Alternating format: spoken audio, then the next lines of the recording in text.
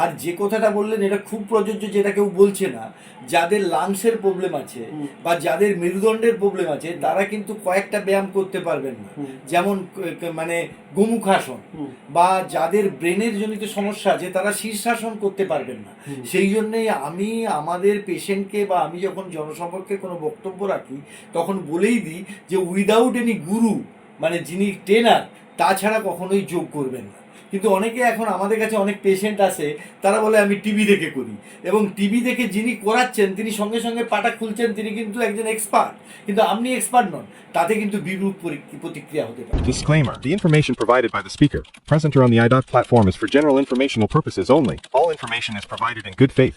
However, we make no representation or warranty of any kind, express or implied, regarding the accuracy, adequacy, validity, reliability, availability, or completeness of this information.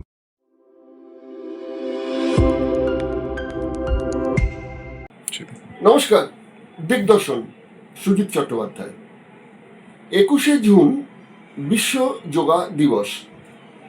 2015-তে ভারতের প্রধানমন্ত্রী মোদিজি রাষ্ট্রসংঘ থেকে এই দাবিটি আদায় করে নিয়ে এসেছিলেন।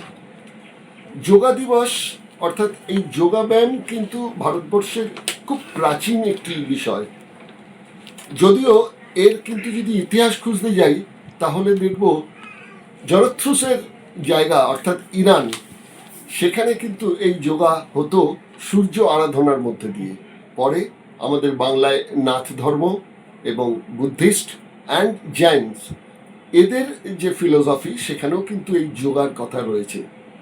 তারপর বলা হচ্ছে যে এই বৈদিক যুগে পতঞ্জলির হাত ধরে নাকি অষ্টযোগ এসেছে। যাই হোক, যোগে রোগ সারে, যোগে মন ভালো হয়, শরীর স্বাস্থ্য ভালো থাকে, সেই জন্য নাকি যোগা করাটা দরকার। কিন্তু পাশাপাশি এটাও মনে রাখতে হবে যে যোগা কিন্তু সবার জন্য প্রযোজ্য নয়। এই কথাটা কিন্তু আজকের যে যোগা নিয়ে যত কথা হচ্ছে কেউ বলছেন না, কিন্তু একটি মারাত্মক বিষয় এবং একটি বিজ্ঞানসম্মত বিষয়। যোগা কিন্তু সবার জন্য নয়। আজকে ডক্টর প্রকাশ মল্লিক, হোমিওপ্যাথ স্পেশালিস্ট একজন, তার কাছে এসেছি এই প্রসঙ্গে একটু জিজ্ঞাসা করবো বলে। এখন তো বিশেষ করে বিজেপি আমাদের পশ্চিমবাংলায় ক্ষমতায় আসার পর এই যোগা নিয়ে একটা বিরাট ব্যাপার চলছে। 7 দিন ধরে পার্ক স্ট্রিটের রেড রোডের রাস্তা বন্ধ হয়ে গেছে, প্রধানমন্ত্রী আসছেন, যোগা হবে, 2-3 দিন ধরে সমস্ত প্র্যাকটিস চলছে, খুব ভালো কথা। কিন্তু এই যোগায় কি আপনার সবার জন্য কি যোগা প্রযোজ্য? একজন হোমিওপ্যাথি ডক্টর হিসেবে কি বলবেন আপনি? আমি একজন হোমিওপ্যাথি ডাক্তার নয়, as a medical man yes, যেটা বলতে চাই সেটা হচ্ছে যোগ সবার জন্য নয়, আর যোগ কখনো রোগ সারায় না, যোগ রোগ হতে বাধা দেয় মাত্র। আচ্ছা, যখন কোনো রোগ হয়ে যায় ব্যায়ামের সঙ্গে কিন্তু মেডিসিন দিতে হবে, এবং এই ব্যাপারটা অনেক আদিম যুগ থেকেই ছিল, কিন্তু সেটাকে এখন মেডিকেল সায়েন্সের ফিজিক্যাল মেডিসিন বলে একটা বিভাগ তৈরি করেছে, এবং সেই জন্য যোগ এবং মেডিসিনের সমন্বয় ঘাটে রোগ সারে না। আর যে কথাটা বললেন এটা খুব প্রযোজ্য, যেটা কেউ বলছে না, যাদের লাংসের প্রবলেম আছে বা যাদের মেরুদণ্ডের প্রবলেম আছে তারা কিন্তু কয়েকটা ব্যায়াম করতে পারবেন না, যেমন মানে গোমুখাসন, বা যাদের ব্রেনের জনিত সমস্যা আছে তারা শীর্ষাসন করতে পারবেন না। সেই জন্যেই আমি আমাদের পেশেন্টকে বা আমি যখন জনসম্পর্কে কোনো বক্তব্য রাখি তখন বলেই দিই যে উইদাউট এনি গুরু, মানে যিনি ট্রেনার, তাছাড়া কখনোই যোগ করবেন না। কিন্তু অনেকে এখন আমাদের কাছে অনেক পেশেন্ট আসে, তারা বলে আমি টিভি দেখে করি, এবং টিভি দেখে যিনি করাচ্ছেন তিনি সঙ্গে সঙ্গে পাটা খুলছেন, তিনি কিন্তু একজন এক্সপার্ট, কিন্তু আপনি এক্সপার্ট নন, তাতে কিন্তু বিরূপ প্রতিক্রিয়া হতে পারে। আচ্ছা, আপনি যে যে রোগগুলোর কথা বললেন তার সঙ্গে তো হার্টের যাদের রোগ আছে তারা, কিংবা যাদের ধরুন হার্নিয়ার প্রবলেম আছে, ধরা পড়েছে কিংবা ধরা পড়েনি, সেটা টেস্ট হয়নি, তারা চলে গেলেন যোগা করতে, এইসব জটিল আসনগুলো করায়ত্ত করতে, সেটাও তো হিতে বিপরীত। অবশ্যই, ওই জন্যই বলছি গুরু ছাড়া কখনোই এটা করবেন না, ট্রেনার ছাড়া। আর যাদের হার্নিয়া আছে তাদের কিছু ব্যায়াম করা যাবে না, হার্টের যাদের প্রবলেম আছে, লাংসের যাদের প্রবলেম আছে, এবং নট অনলি দ্যাট, যেটা বললাম শীর্ষাসন সবারই করা যায় না, এবং আর্থারাইটিসের ক্ষেত্রেও কিন্তু তার জন্য পার্টিকুলার মানে কতগুলো ব্যায়াম আছে, সেগুলো আবার যে যাদের যোগা করাচ্ছে তারা উইদাউট এনি ট্রেনিং যদি করেন, শুধু বই দেখে করেন, তাতে হিতে বিপরীত হতে পারে। আর যে কথাটা আমি বলতে চাইছি যে যোগা খুব ভালো, এবং যোগার সঙ্গে আরেকটা ব্যাপার হচ্ছে প্রাণায়াম, নিঃশ্বাস প্রশ্বাস নেওয়া, এই নিঃশ্বাস প্রশ্বাস নেওয়াটাও কিন্তু কিছু কিছু ক্ষেত্রে যাদের সিওপিডি আছে তারাও কিন্তু নিঃশ্বাস প্রশ্বাসটা ওইভাবে নিতে পারবেন না, তাতে কিন্তু লাংসের অ্যালভিওলার প্রবলেম হয়ে গিয়ে তার কিন্তু ডিজিজটা বেড়ে যেতে পারে। তাই যোগ মানে প্লাস, কিন্তু সেই প্লাসটাও কিন্তু একজন ট্রেনারের মাধ্যমে করতে হবে, নাহলে নাহলে প্লাস বিয়োগ হয়ে নাহলে যেতে বিয়োগ হয়ে যাবে। এবং সেই বিয়োগটা কিন্তু শুধুমাত্র শারীরবৃত্তীয় নয়, সেটা জীবনের বিয়োগও হয়ে যেতে পারে। এবং এই জন্য এই কনসাস হতে হবে।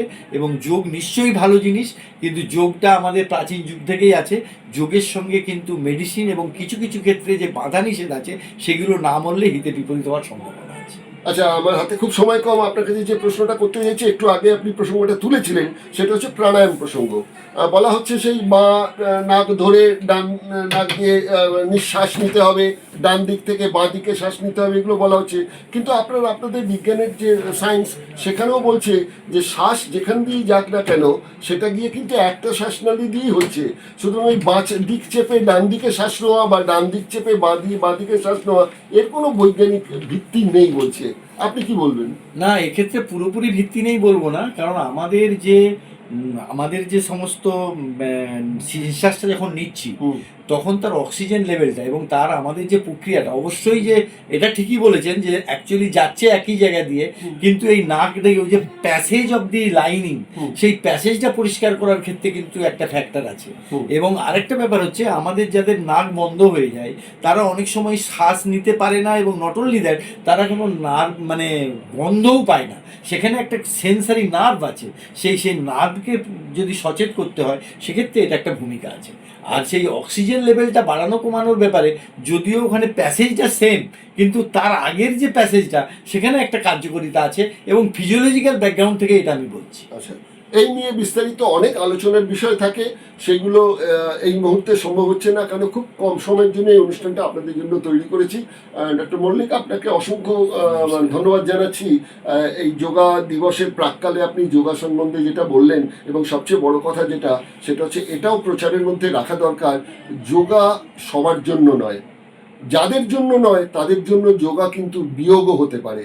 সুতরাং সঠিক চিকিৎসকের পরামর্শ এবং সঠিক যোগা ট্রেনারের সাহায্য নিয়ে তারপর যোগাভ্যাস করুন। হঠাৎ করে একটা হুজুগে গিয়ে যোগাসন শুরু করে দিলেন, বাড়িতে নিজে নিজে বিভিন্ন কঠিন আসনগুলো করতে শুরু করে দিলেন, তাতে কিন্তু হিতে বিপরীত হতে পারে। যাই হোক, নমস্কার। দিগদর্শনের তরফ থেকে সুজিত চট্টোপাধ্যায় জানালাম।